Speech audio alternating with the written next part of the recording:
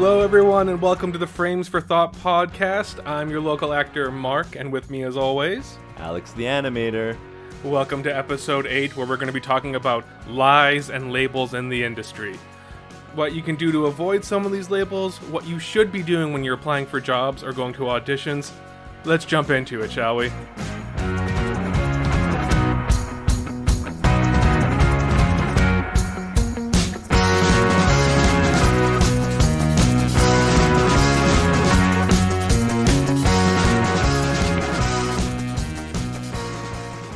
Mr. Alex. Mr. Mark. Lies in the industry. Yes. We both have some pretty interesting stories of people who lied to kind of get ahead, or lied saying that they knew how to do something that they didn't. I actually want to start with your story first, if we can. Sure. Because I find your story more interesting than mine. They both have qualities that might interest others. Some people more than others. But my story kind of spring-loaded my career in a way because of the way that the other person behaved. So my story is called The Polly Pocket Story.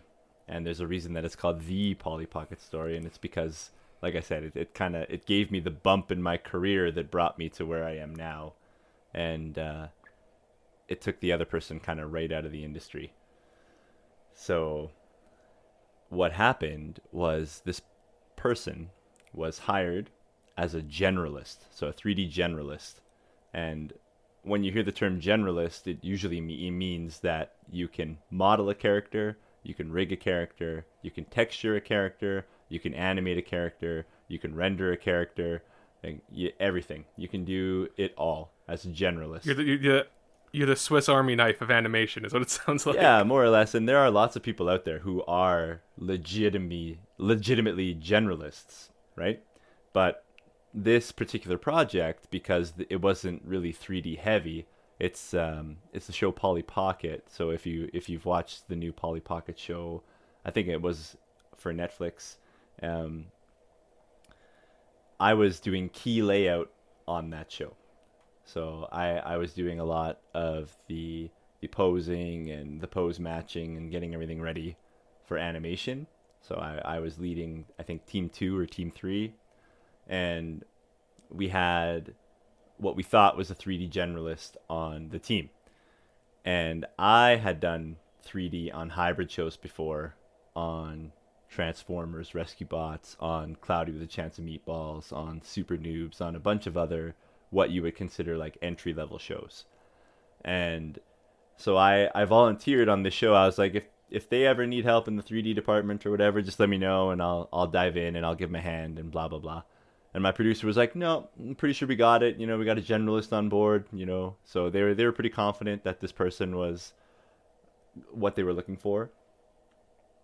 And so what ended up happening as we plow through the season was that 3D was falling farther and farther behind, and assets weren't ready, and renders weren't ready. And when you're doing a hybrid show like Polly Pocket for 3D, a lot of the time you're given the backgrounds, and then you import the backgrounds as an image plane into Maya so that you can see the perspective through your camera, and then you animate the 3D asset with all its heavy tune shaders and everything through that background, and so that you kind of fake it, right? You fake it moving through the 2D space, and then you render it out, and then when you bring it back into, we were using Adobe Animate, you can turn it into a bitmap, and then it can interact with all of the other elements in the scene. So it's a bit of a process, but it works pretty good nonetheless. And so the 3D department was falling further and further behind. And eventually what happened is the producer talked to this individual and discovered that they were not, in fact, a generalist. And then I got tapped on the shoulder saying, Alex, we need help in the 3D department, basically. This person said that they were one thing and they're not this thing. And so we need you to kind of fix it. And this is where, my career kind of got the bump that it needed, because I really took that opportunity to kind of flex my muscles a bit and be like, yeah, I'll fix this. And so we had a discussion about whether or not this person should be let go, or whether or not we should have them stay on, kind of better the devil you know sort of thing.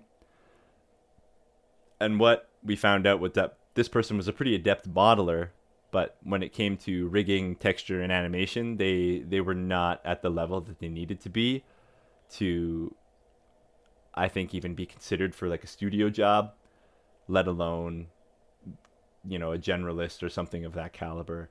And so what ended up happening was they put me in charge of the 3D department on the show, and they built a team around me. They said, Alex, what do you need to kind of catch us up, and how do we get caught up as fast as possible, basically? And I said, well, I need certain people, because working on the other shows, Transformers, and I already said Super Noobs and Cloudy with a Chance of Meatballs and a few other things, there were some people that I had worked with directly, and we had helped develop this 2D 3D pipeline that the studio was using for this show. So this small team that I put together, we were the kind of people that built this pipeline in the first place. But then I also asked for a very specific compositor, because working at the studio, we had a rock star compositor. I'm actually going to drop her name because of how good she is. Her name's Darylyn Ramsey. She's the best compositor, I think. One of the best ones that's out there in Vancouver right now. And she makes magic happen. And when you put us all together, we form a pretty cohesive and pretty good team. So we kept this quote unquote generalist on board, and we let them do all of the modeling, because they seemed to be okay to get the models out on time and on schedule. But we took over all the animation and all the other stuff and getting it up to snuff. So the show, at the pace that it was going, was set to release probably 6 months late. And so we had to catch everybody up. And we worked a lot of extra hours, and we worked really hard to get the show back on track. So the show went over budget because somebody lied on their resume about their capabilities. So what ended up happening was that at the end of the contract, when all of the modeling for the show was done, they were let go. And it's very likely that they probably don't work in this industry anymore. Or if they do, you know, they had to kind of struggle to get back into it, because there would have been a very big black cloud over this person for what they had kind of done to this production. And so it took us about 3 and a bit months of extra hours and lots of like wrestling and wrangling, and we had to come up with new solutions for different problems on the show. But we ended up getting everything caught up. And the show ended up looking pretty good in the end, you know, like it got renewed for another season or 2. I'm not sure how many seasons it ran, because after the first season, I moved on to a different show that, like I said, this kind of bumped me up. And so I moved on to a show called The Deep after that. And then after that, I got bumped onto Ninjago, and I was working on Lego. When we found out how much work we had to do, we tried to grow our team a little bit more. And so there were other people who were working on a show called Blaze and the Monster Machines. And so if any junior animators on that show finished their workload early, we were grabbing them and pulling them onto this show and being like, you need to help us with this. And honestly, for the kind of 3D work that Polly Pocket required, it wasn't a lot. You know, it might be like there's a drone that flies through the shot at a weird angle or something like that. So it's not nothing super complicated, save for one episode that kind of forced us to reiterate how we do the 2D 3D pipeline. And there's an episode in Polly Pocket where they go to an amusement park, and there's a roller coaster. So the roller coaster is built in Adobe Animate or Flash. So all of the struts and the track, everything, all of that is Flash. But then the roller coaster cars are 3D. And they never wanted to build 3D rigs for the characters in the show. So the 3D department, we were responsible for animating the roller coaster on the flash tracks, and then also having the 2D characters sitting in a 3D roller coaster moving around in the cars on a 2D plane. So logistically, there's a lot to set up in the shot. And what we ended up doing, or having to do, was we had to build a roller coaster, or a fake roller coaster, using CV curves in Maya that followed the track of the roller coaster, and then we would constrain the roller coaster cars onto the CV curve and animate them through the fake perspective that we're given on the image plane. And then we would put image planes with the character cards that had been done in layout with transparency settings on. And so we put those and anchor them into the roller coaster cars. And then we would set up a camera for each character and anchor the camera to each character, as well as having like a master rendered camera that follows the roller coaster through the shot. Then when it came time and we had everything matched up and looking the way that we wanted, we had to render it out in layers, because if you want to have a 2D character inside a 3D object, you have to be able to layer the 3D object so that the 2D character looks like they're sitting inside the car. So every character had their own set of renders where it was front of the car, and then it was the 2D character, and then the seat and the back of the car, and that was for every character. Front of the car, character, seat, back of the car, and so on. And that was probably, I would say, the most difficult part of the show. But once we had that figured out, it was excellent. Like it just worked excellently, because then there were other episodes that came up that were like, well, we did it with a roller coaster. Surely we can make Polly Pocket fly in an air up like a paper airplane, or surely she can ride a drone or hop on the back of a bird or something like that. And it was like, okay, now we're getting a little bit out of control here. But yeah, we made it work and we made it happen, and it all ended up being really, really good in the end. But that's, again, we really had to struggle through that and come up with some creative solutions to kind of play catch up to get ourselves back to where we were. And keep in mind that all of this hard work and all of this crazy amount of work came from one person saying that they were a generalist, when in fact they were only a modeler, right? They didn't know how to animate at a studio quality level. They didn't know how to rig for a studio quality rig. That's for sure. Like that's an art form all in its own. They didn't really know how to texture. So, I mean, it's a miracle that this person even got this job in the first place. But the fact that then they were discovered so quickly and they set the production back so far is something else in its entirety. And because I was able to kind of take this mistake and like really run with it and fix it, get the show back on track, it was crazy hard, but I could not have done this without that compositor, without Darylyn. She's freaking amazing. Like we would export the camera mesh data from Maya, and she would take it in After Effects and she would anchor everything in place. Like she is a wizard. So anybody who works with Darylyn on any project, you are lucky to be working with Darylyn. And that's kind of how I got to where I am now. I mean, from there I just kind of kept going forwards. I was making mostly lateral moves, not a whole lot of vertical moves, until I got into video games. Video games was my first probably like really big vertical move, where I'm starting to get in more of the role of an animation director. But like that kind of pushed me into senior and lead roles, and now I'm leading an animation team here in video games.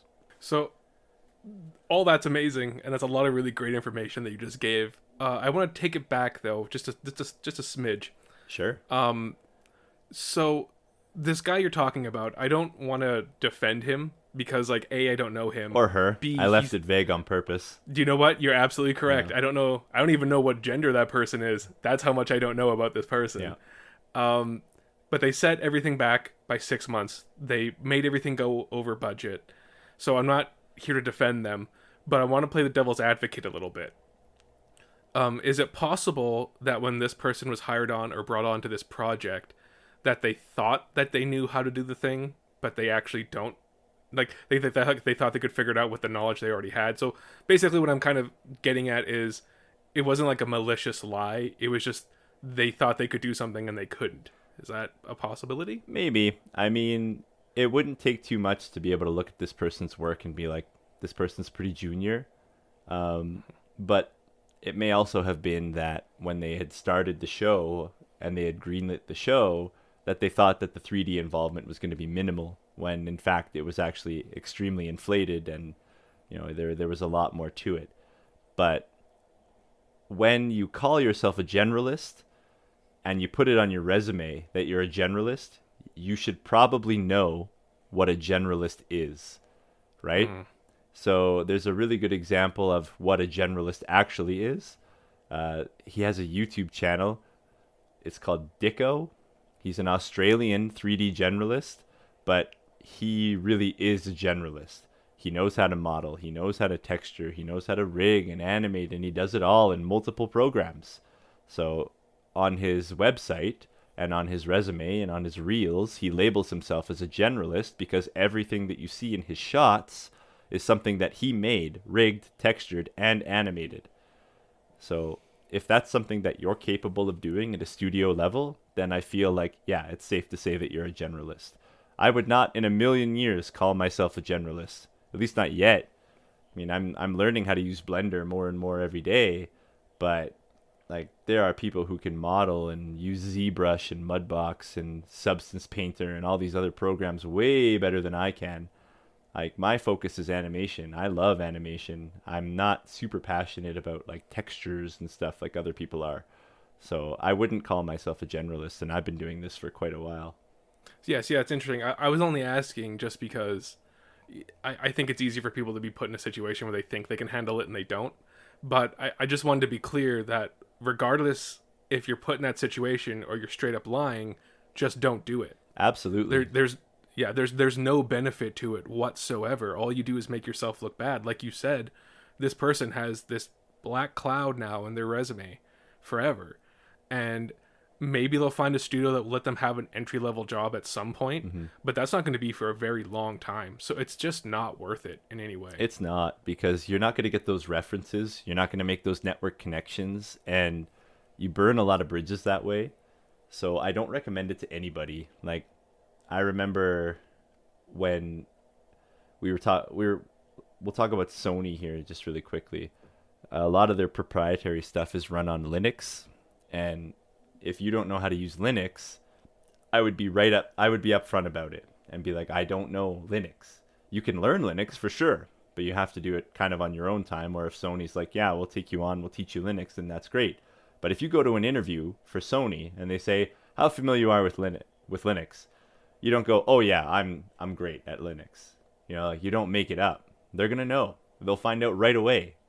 Like this whole Polly Pocket kerfuffle, right? This individual was making these models, but like there wasn't much coming of it, and so they figured out pretty quick that this person wasn't who they said they were. And a lot of the people who are producers or directors or key leads or anything like that, they're gonna know, and they're gonna confront you about it pretty quickly because they've been doing it a lot longer than you have. Yeah, especially on something that's like a TV show or a film that's so time sensitive and so budget constrained, right? A lot of the time when you get hired onto this show, they really have to pick, can we afford to bring this person onto the project? Because as soon as they took me off of like key layout, which is what I was doing for Polly Pocket, and they put me in 3D lead, they had to figure out how they were going to budget that for me, because suddenly I became much more expensive. Yeah, and that puts so much strain on the studio, puts so much strain on everybody you're working with. It is not a good look. Do not even bother doing something like this. Oh, it was crippling. It was just one person, and it was crippling. Yeah. It took a team of 3 people, myself and 2 other animators, to get us to a pace where we were starting to make headway. And even then I had to grab other junior animators from other shows to get the show ramping up to where it needed to be. And then Darylyn, working her magic, like kept everything on track. She did so good. And then like this So we were probably about a team of about 5 or 6 people that weren't originally supposed to do this. So we definitely blew the budget on the show, but the show got done and it was well received. And like I said, I think it got renewed for a season or two. But yeah, I And see, mean, that's the thing. Like, you guys didn't blow the budget on it. That person blew the budget on it. You guys saved the show. Like, that's really what it comes down to. Without your team and your guidance and Darylyn, right? Darylyn, yeah. Yeah. Shout out to Darylyn. If you're in Vancouver, hire Darylyn. That's the long and short of this story. It's just hired Darylyn. She's a wizard. She's a wizard. But yeah, you didn't blow the show. That guy blew the budget of the show. You guys came in and you saved it, which looks amazing for all of you, but then just destroys. And here's what would have made that situation a lot worse, right? Let's say that they brought you on, but you were lying too. That would have been way worse for that project. So, and I'm only saying this because if you're somebody who's being asked to step in for somebody who lied, make sure you didn't lie. Well, make sure that you're confident enough that you can actually take the responsibility on. I had done this work before on other shows. Like I had a kind of like a proven track record where it's like, yep, did it on Transformers. Yep, did it on Super Noobs. Yep, Cloudy with a Chance of Meatballs. Yep, and so on and so on. Like I had helped build the pipeline that we were using to do the 3D work.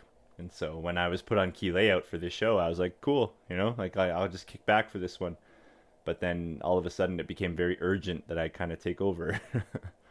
Yeah, that's awesome. I love that story. That's why I wanted to go first, because I knew it was going to go long and I knew it was going to be great.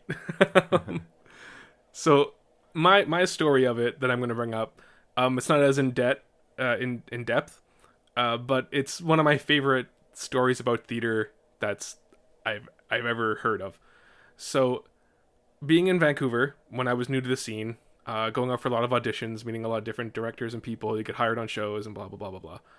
You start to make friends with people, and I was friends with this one director, and he told me this story about his favorite audition, which is also like becomes one of my favorite stories.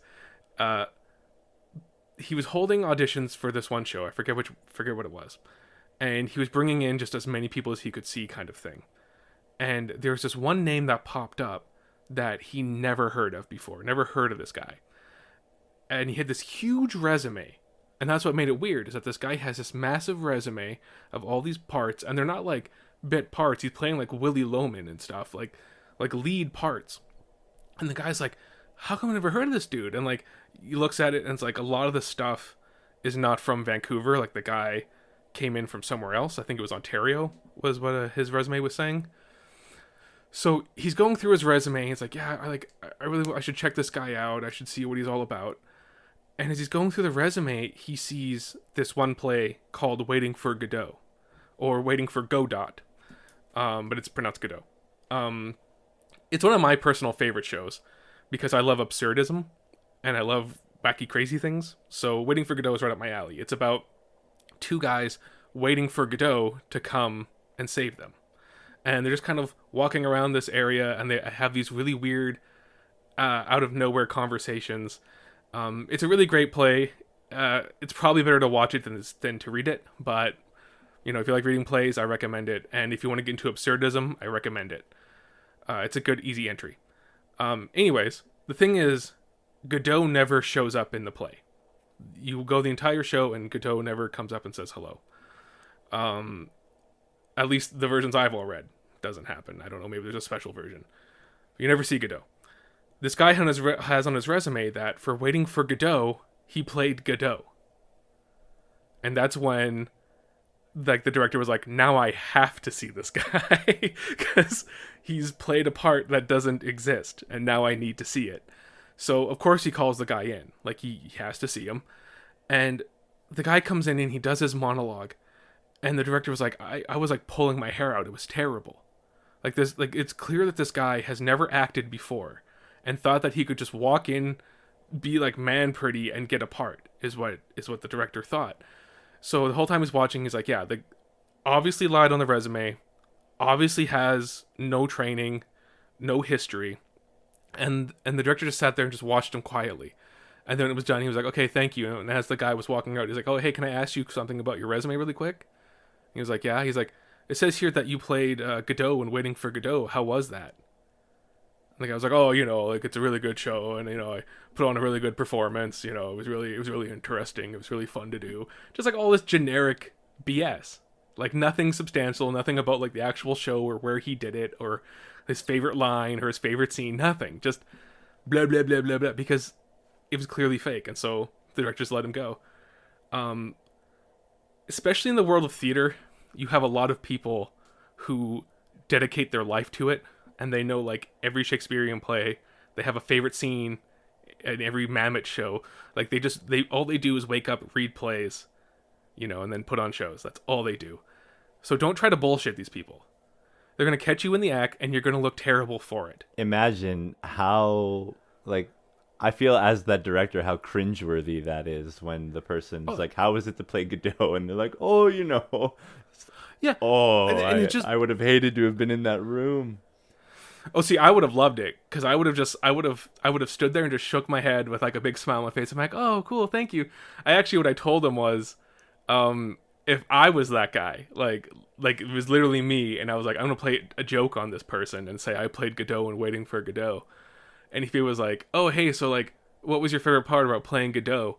I'd have been like, oh yeah, I'll do my favorite scene for you right now if you don't mind. I'd be like, yeah, sure, and I'd be like, okay, hey guys, I'll be right back. And then I'll just walk out of the audition room. Yeah. And so like that's the waiting part. But that's just like setting up a theater troll. And you don't want to BS the theater community. Something you'll learn very quickly, like regardless of what you're doing your theater, is that it is a very tight-knit group. Lots of these companies have worked with each other or know someone who has worked with them who you'll be working with. So if you get this rumor started about yourself and that like you're a liar and you're not actually who you say you are, it's going to travel very quickly. And it's going to, for the most part, I've seen some people come back from some terrible and illegal things that they did. I've seen them come back and still have somewhat of a career.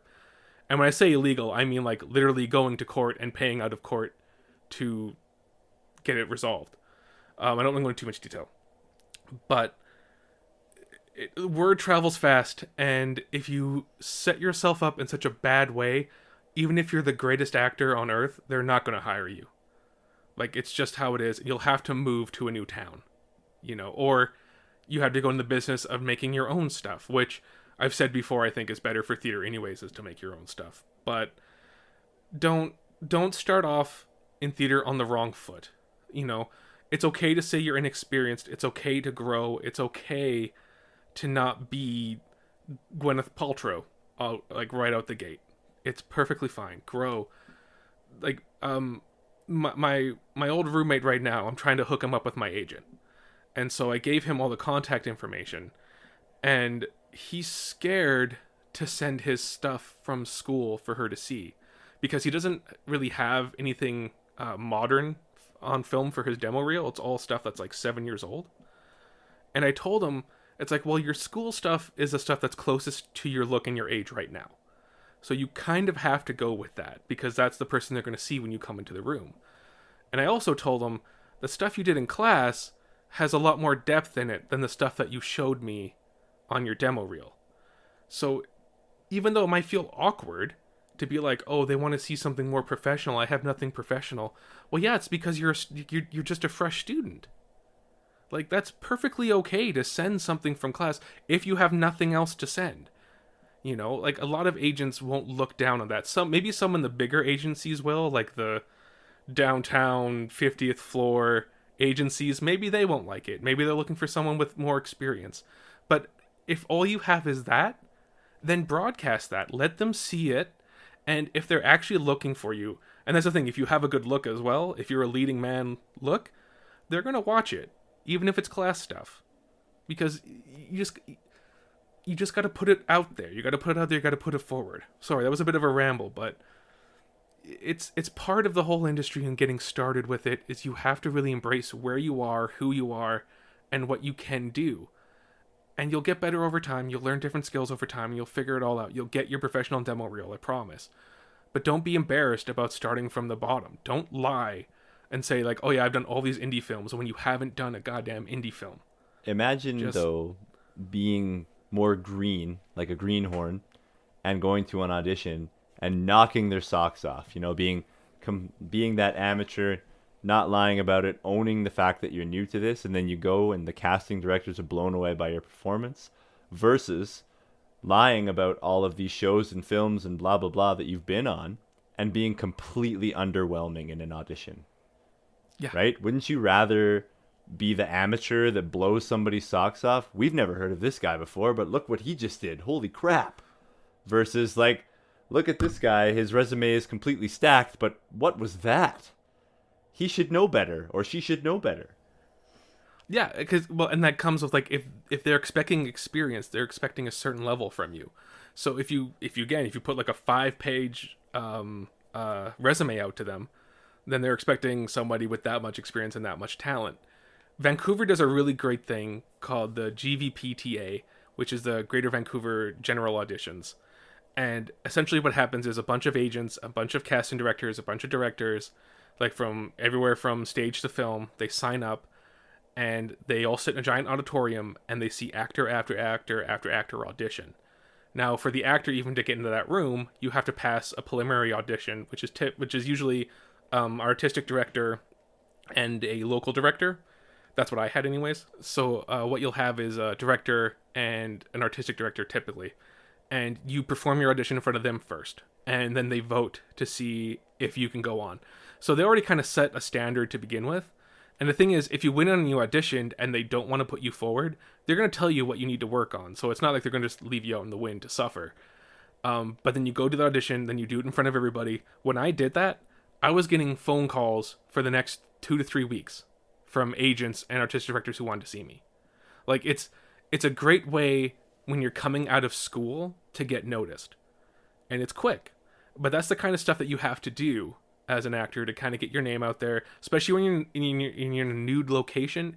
If I was to move to Toronto right now, I would need something to help me get my foot in the door, and something like that is how you do it.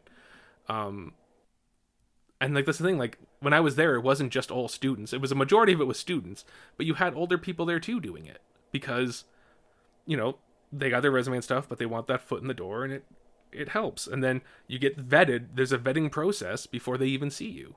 So it's... You have to do the entry-level stuff before you can start taking on the more senior things. And that's true everywhere, I think, right? In the animation industry, if you're coming into it as a student, from a student, you're going to be given the entry-level layouts. You're going to be given, you know, an animation position. I don't like the word junior because it feels like a prefix that they give you so they can pay you less. But you're doing the same amount of work as like like somebody who would be considered a regular animator, right? Just without the junior title. So you're given those entry level positions when you start on purpose, because if you exceed expectations, then they're going to put you into a role that's more suited to you. But if it takes you a couple shows to ramp up to finally get used to that workload, then you're going to stick in those lower positions for a while until you can prove that you're ready to break out of it. Yeah, I mean, they like, here's the thing with the art industry in general that I find. Everybody involved in it who's above you, with few exceptions, wants you to succeed. So you don't need to lie. You don't need to say that, oh yeah, I'm a generalist. You don't need to do that. If you're just like, you know what, I'm actually only really good at modeling, like that's the main thing I can do, they'll be like, okay, great, like, cool, we'll feed that, but then let's bring in somebody else who can work next to you and you can kind of, what's the word, shadow them. Mentor. And kind of mentor, shadow.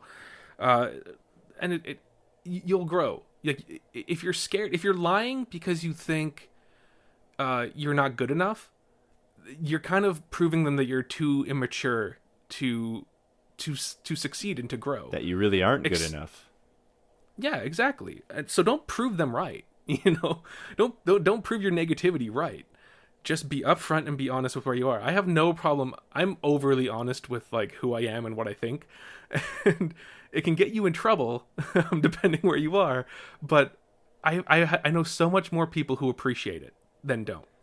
Yep, absolutely. Yeah. And you know, we touched on it maybe a couple episodes ago, but Yeah, absolutely. The directors and the producers, they all want to see the show made, so they're going to help you hit your goals. They want you to hit your targets, and then if that means they might have to start your workload off a little bit at like 75% before they give you 100% of your workload, then that's fine because then they know that you're going to hit your goal, and then as you ramp up, your workload will slowly increase to the point where it's like, yeah, you can handle these shots. And, the show's getting made. It's getting made on budget and on time, rather than saying like, if I think I'm a generalist, or if I call myself a generalist, it increases my chances of getting hired, and then maybe they'll just put me into a modeling position, right? Yep. So the problem is, if you say you're a generalist, you're expected to be that. You're expected to be that piece of the puzzle that can float around the studio, filling the need of any show that you're put on. So if you call yourself a generalist, please make sure that you actually are. Generalist is something that comes with years and years of experience. It's not something that you just are because when you were in school, you had to model, rig, and animate your own character. I mean, that's junior level stuff. Like, I feel like most people could rig their own character with the basic bones, but when it comes to advanced skeletons and studio quality rigs, that's not even close. You're not even scratching the surface. So don't lie about it. And that's really the big message of this episode is be forthcoming and be honest. Accept the fact that you're entry level if you are entry level, because there's always going to be room for growth. You don't have to stop learning just because you left school. You can keep going, grow as a professional. We all do. I'm still learning because I'm embarking on my own creative projects by modeling, rigging, and animating my own characters in Blender. My models aren't anything to be like, wow, Alex, that's such a great model. But I mean, it's mine. I made it. I'm rigging it, and I'm gonna animate it, and it's all learning. So I mean, the more that you learn, and the more that you pursue learning, and you keep your skills up, the better you're gonna get. And eventually, maybe you will hit that point where you're a generalist. But coming out of school, I very much doubt that anybody could call themselves a full-blown generalist. Yeah, I think that's more than fair to say. And we kind of touched about it already, but when you lie, you sort of create this label for yourself in your industry. That's that black cloud on your resume. But there's a lot of other different kind of labels that you can get in the artistic world. One of my favorite ones that I've ever gotten from other artists is that they called me a workhorse. And I loved that because I was in a show and I was performing in it, while at the same time I'm doing the fight choreography for it, where at the same time I'm in charge of safety for it. So I'm doing all these jobs for everybody, and that builds up my reputation. That builds up how people label me. And I got this reputation for a while when I was out of school, where, okay, if you have a show that has some fight choreography in it, and there's only a few people in the city that do fight choreography and do it properly and have training in it, those guys, there's few of them and they're pretty expensive. So if you want someone cheap, you can get Mark. I would ask for money sometimes, depending on what the show was and depending what I was doing. But some people would bring me in just to make sure what they were doing was safe. And if that's all, I'm just going to iterate on that, and that's just because you were more entry level in that space, right? As a fight choreographer. Exactly. I mean, I had the training from Keanu College, where they get you certified, but then the certification runs up, and then things change and things. So I had the certification training from Keanu, and then on top of that, I had pro wrestling training from Edmonton. So I had a really good foundation of knowledge for the simple stuff.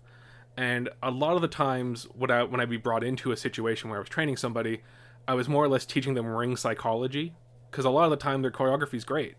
I mean, you just gotta change where your thumb is. You gotta change the speed on this. You gotta change the position on this. But the choreography itself is pretty solid.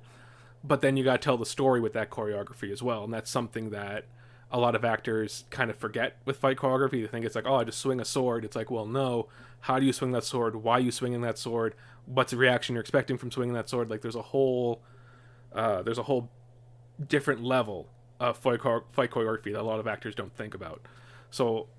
Even just timing. I remember I was watching this fight in a cafe, and there was this great moment where one girl threw the other girl into a table, and then she grabs a fork and turns around and threatens the other girl with the fork. And it's great. It's a great little piece of fight. It's perfect. But the way this show was going to work is that at that table where she grabbed the fork, there was going to be people sitting on stage, like audience members. And so I said, when you get thrown into a table, your first reaction isn't like, haha, fork, I got it. You look for that weapon. So take a beat or two, find the fork, turn around, threaten her. And that's all she did. She got thrown to the table, she took 2 breaths, found the fork, went back into it. The director loved it and actually made in notes, because this was part of school, he made in the notes for my teachers, like, Mark has a real knack for this, just based on that. And the people in the audience who were sitting at that table always flipped out when she grabbed that fork, because she took the time to tell the story. Sorry, sidetrack. It's all good. That's a good story. It's one of my other passions is fight choreography.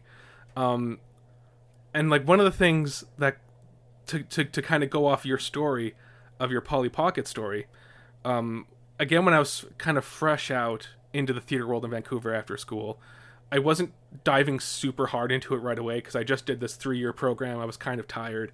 So I was taking like smaller gigs here and there. And so I took this fight choreography gig for my friend because she was part of a company and they couldn't afford one of the big guys. And so they brought me in and I just started doing their fight choreography for them. And I would show up for their fight calls and I'd make sure everything's going safe and I would run by everything with everybody. But it got to the point where the other actor who was supposed to be in the scene, he was never showing up. And so they eventually just cut him from the show and just asked me, like, can you please do it? Like, you've read these lines more than he has at this point. And so from just showing up and doing my job as a fight choreographer, I got hired on as an actor as well through that company. And I worked with that company for a couple of years. So it kind of goes with your Polly Pocket, right? I showed up saying, like, yeah, I can do this and I can also do that. And they were like, all right, well, we just want the fight choreography. I'm like, great. And I did my job. Then all of a sudden it's like, hey, we need you. And it's like, okay, I'll learn this show in less than a month. Yeah, we'll get it going. It's how can you recover, right? Yeah. And then that gives you a good reputation. That labels you in a really good, solid way. And in the acting world, a big part of like you getting what you want, and I wouldn't say it's the biggest part, but it's still important, is how people perceive you. Yeah. Yeah. And one story that stuck with me from when we had a couple workshops at school like a decade ago was when NASA is hiring pilots or people to shuttle to the space station. Like they're looking for people to fly the rockets. It's like, who are the kind of people that you think that they're going to hire, right? Are they going to engineers, scientists or pilots, right? Are they going to pick the pilot who's got the most hours, who's got like the cleanest flight record? No, probably not. What they pick is they pick the ones who have a proven track record of being able to recover from failure. So if an engine blows out, can they land the plane safely? Have they? Like whether that's simulator or not, right? The idea is that in space, or at the space station, or in a rocket ship, so many things can go wrong. The littlest thing can mean that the flight is canceled or whatever.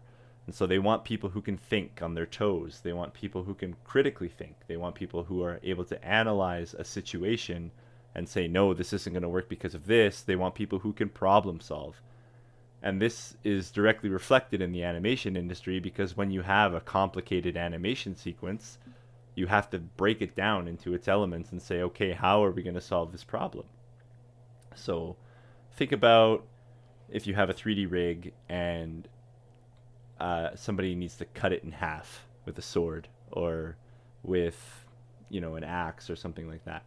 Well, there's a couple things that you have to take into consideration already, is that this rig has to have a seam in it somewhere where it can be peeled apart, right? So it can't be your standard rig. And then as an animator, you have to figure out, okay, how am I going to time this? How am I going to be able to pull this apart? And then the visual effects artist goes, well, how do I make this as disgusting as possible?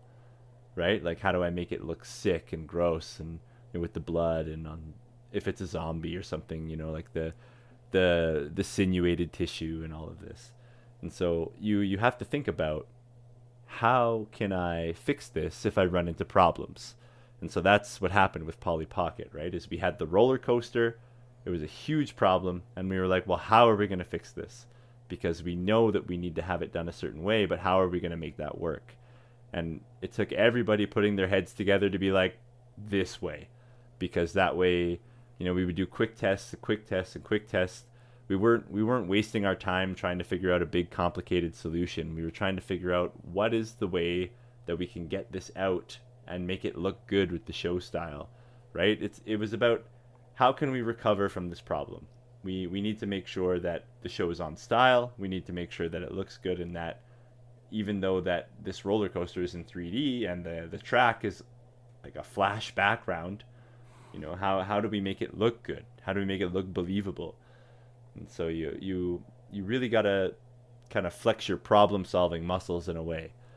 You have to think about the animation from a viewer's perspective, or now in video games you have to think about it from a player perspective. Whereas in film and television, I could animate something a certain way and I can cheat the camera because I control the camera. I know where you're looking, so I can make sure that if somebody does a really big punch but you don't see their other arm, I can cheat that arm. Or if they're running but you only see them from the shoulders up, I might not animate the legs because that's wasting my time, right? But in video games, as a player, they control the camera. So any animation that I do or make has to look good everywhere, from every angle. Because in the world of video games these days, especially third-person adventure games, you can rotate the camera to be pretty well anywhere. And so when you do an action or a movement, it has to look good. And so you have to have that problem-solving mentality where it's like, well, if somebody's going to be pulling this giant weapon out of their pocket, and the player has control, how is that going to look? Is that going to look right? So I guess a good example would be something like Ratchet and Clank, right? Where they have that cartoony style and it fits. He pulls a giant weapon out. It's like, cool, whatever. That's believable in that universe. But if it's Geralt from The Witcher and he pulls out a giant bazooka just out of his back pocket, that doesn't fit. So you have to be able to think about these things and be able to address the problems early on. Like if a character is going to have a climbing animation, are they going to be able to jump before they climb? Do they just go right into climbing? Can they only climb up and down? Can they move left and right when they're climbing? There's a lot of planning that goes into animation before you actually start animating anything. And so just, I guess, be ready to address the problems head on. And I just want to ask you, would you say that you're sort of labeled in your industry now as sort of a problem solver, like based on this Polly Pocket story and based on what you're talking about in your current situation of like, if this happens, this is how you solve it? Like, it sounds to me like I would label you, if I was your boss, like, if we have an issue, we'll get Alex because Alex is a problem solver. Like, that's what it kind of sounds like to me. I feel like when you work in this industry, when you work in video games and when you work in a studio, because the effort to do these things is so collaborative, that the mindset is that we all have to be kind of problem solvers. Some people might stand out a little bit more than others, but I don't know. Maybe you could call me a problem solver, but there was a bunch of us on the team that helped solve the Polly Pocket problems. They just kind of handed it to me because I was already on the show and I had done this sort of thing before, but I was able to wrangle that team together and we were able to make it happen. And so we worked as a team to get it done.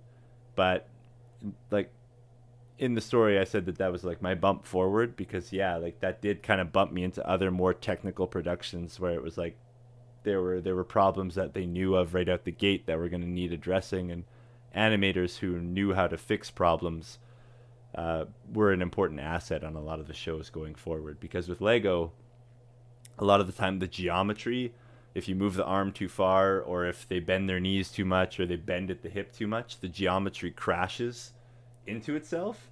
And so as animators, we had to figure out ways to still make that action incredibly readable and still look very ninja-like, but without making it crash through itself. So we had when we kept running into the problem over and over again, we had to send back the Lego rigs to the rigging department and be like, no, we need extra controls here, or we need like blend shape correction so that we can tweak the posing so that when they're doing this, it's not crashing and causing problems that you could visually see on the screen.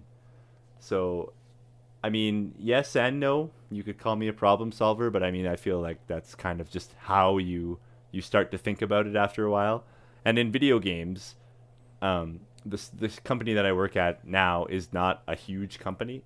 And so one of the things that is really good about this company is that it's a very strong team, is that everybody who works at this company is very, very talented.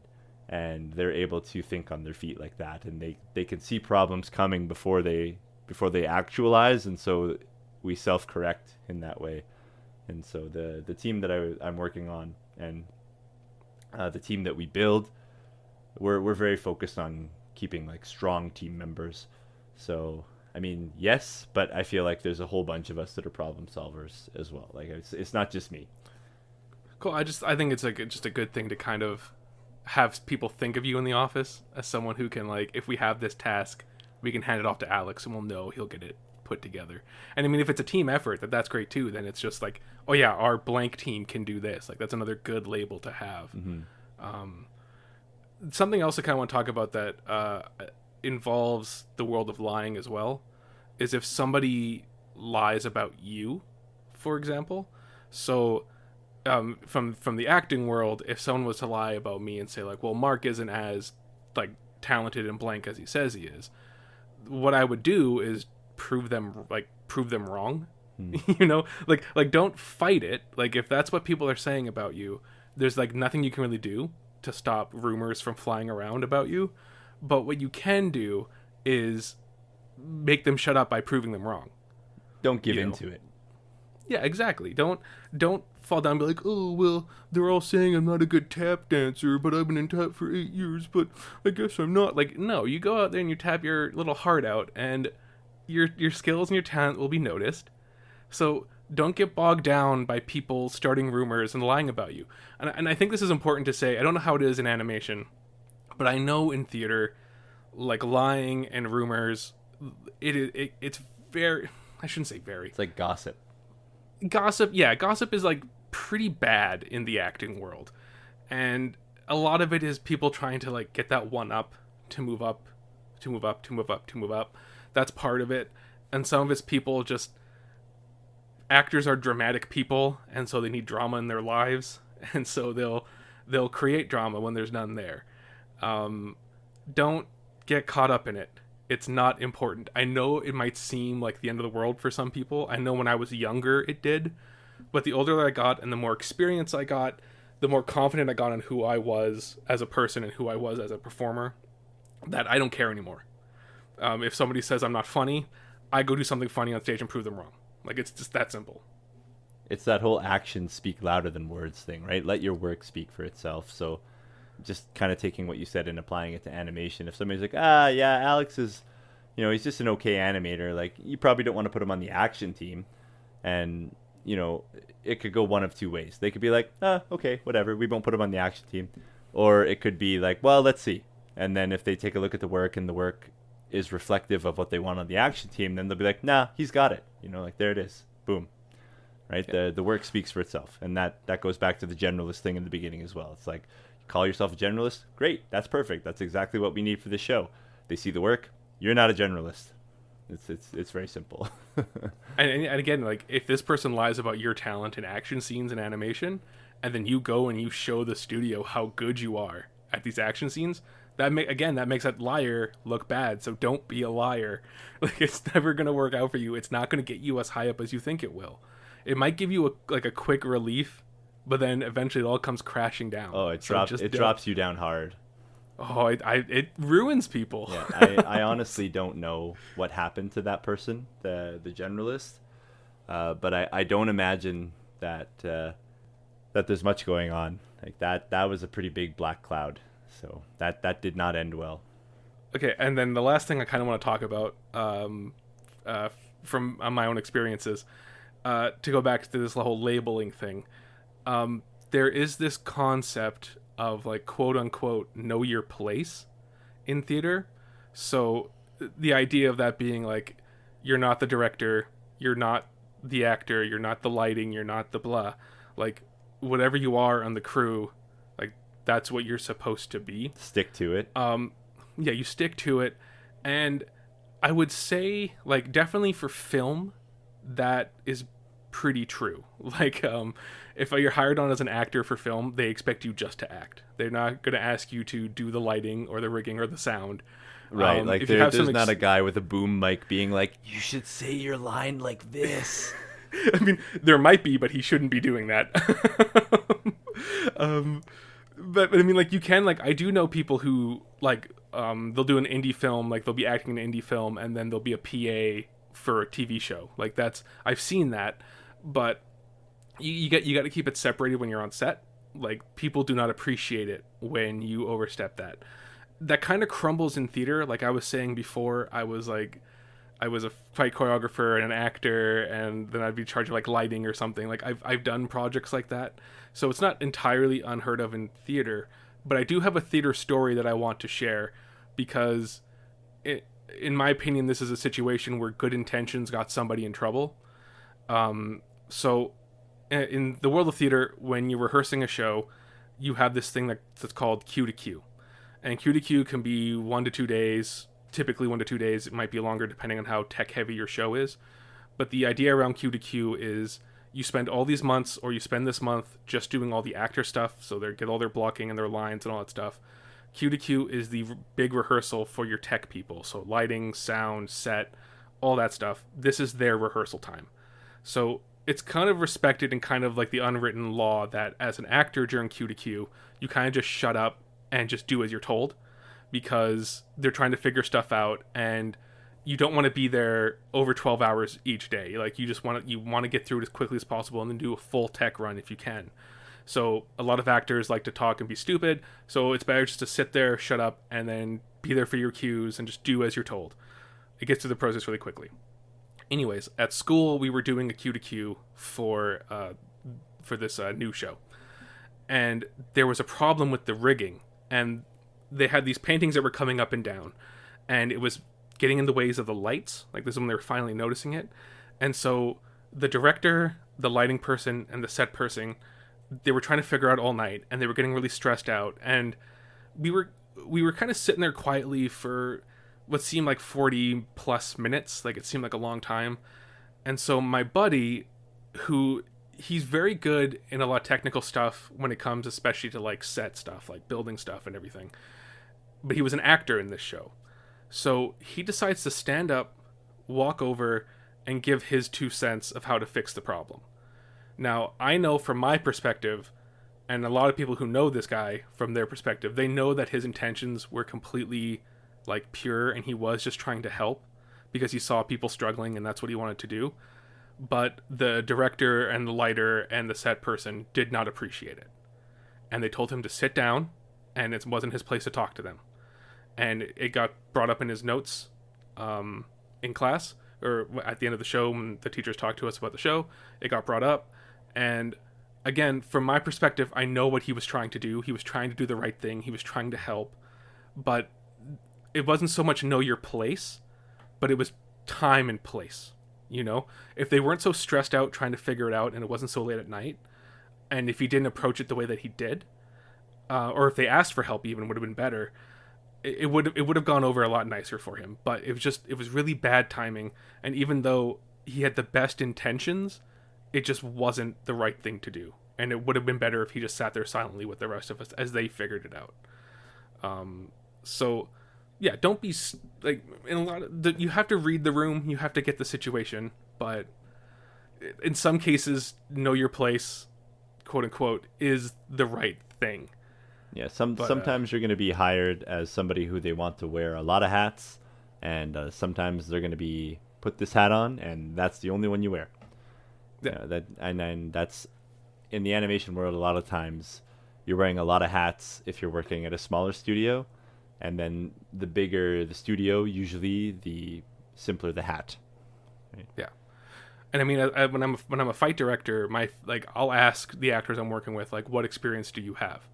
And if somebody has like a decent amount of experience, if I'm stuck with the choreography, I'll be like, hey, what do you think your character would do? You know, and they'll give me an idea, and I'm like, okay, well, we can do it like this. I'll be like, oh, we can do it like that, and then we can work together to get that worked out. But that's me asking them. You know, it's not them coming up to me like, you know what, I think I want to do this. So it's, you know, it's, you got to read the room. Yeah.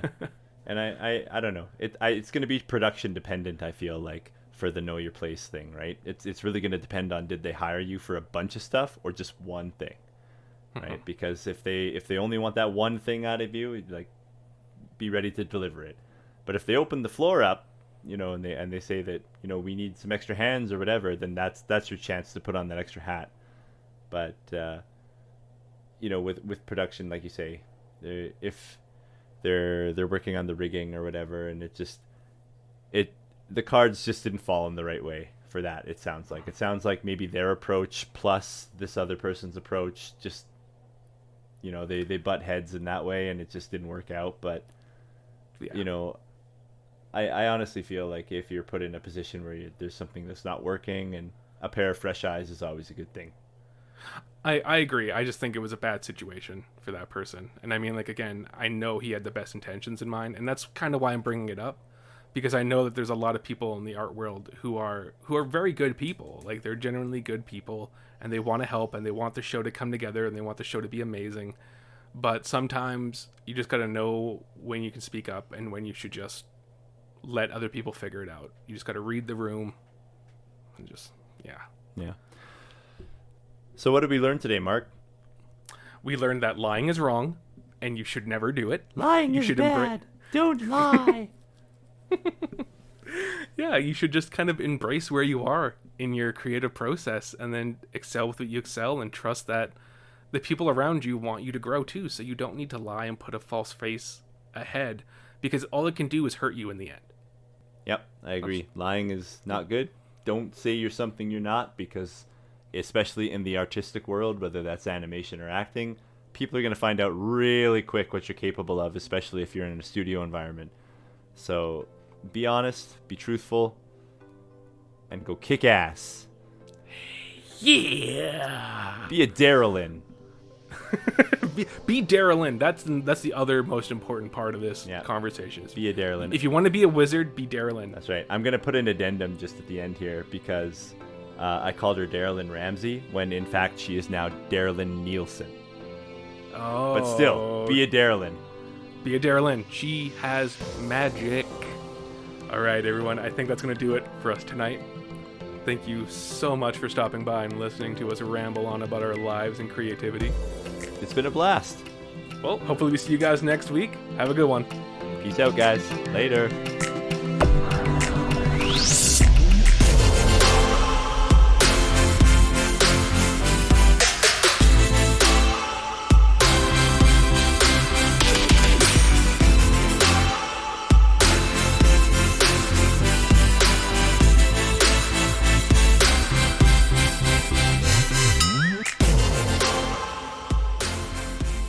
The Frames for Thought podcast use royalty-free music from Track Tribe and RKVC. Thanks for listening.